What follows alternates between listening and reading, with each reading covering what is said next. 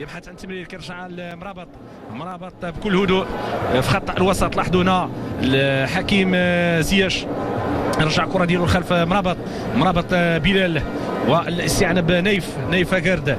الانطلاقه من زياش تصويبه هدف اول للمنتخب الوطني المغربي.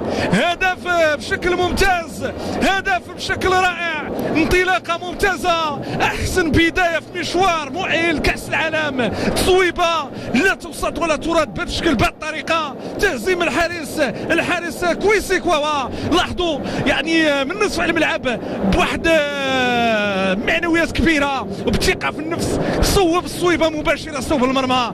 غلطت الحارس لقوتها، غلطت الحارس لبراعتها من حكيم من زياش الذي يصوب، اللي قام بتمريرات اكثر على مستوى منطقه الجزاء. لم يستفيد منها النصيري، لم يستفيد منها ولا لاعب، لكن فضل انه يوضع الكره في المرمى بنفسه. بالفعل 1-0 اماميه بلال.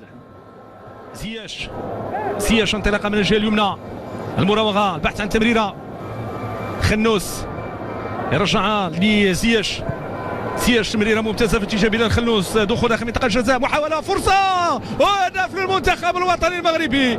هدف للمنتخب الوطني المغربي. التموضع جيد على مستوى رقعه الملعب، وبالتالي كيجي هدف بهذا الشكل صراحه نصيري في المكان المناسب لاتمام الكره الماضيه.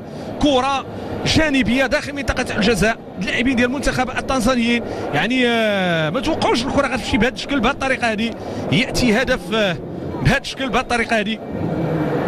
تغطيه دفاعيه لم تكن بالمره جيده من المنتخب التنزاني، ولكن كان تموضع مثالي لعناصر المنتخب الوطني المغربي اللي جاء من خلال التمريره الاولى ديال حكيم زياش ثم التمريره التاليه ديال اللاعب بلال خنوس. ولاحظوا المكان تواجد ديال اللاعب اللي هو نصيري في المكان المناسب اللي كمل الكره بهذا الشكل صوب المرمى. اذا جوج ديال الاهداف مقابل لا شيء. المنتخب الوطني المغربي يتقدم هنا بدار السلام امام المنتخب التنزاني بهدف ثاني كيجي الان من توقيع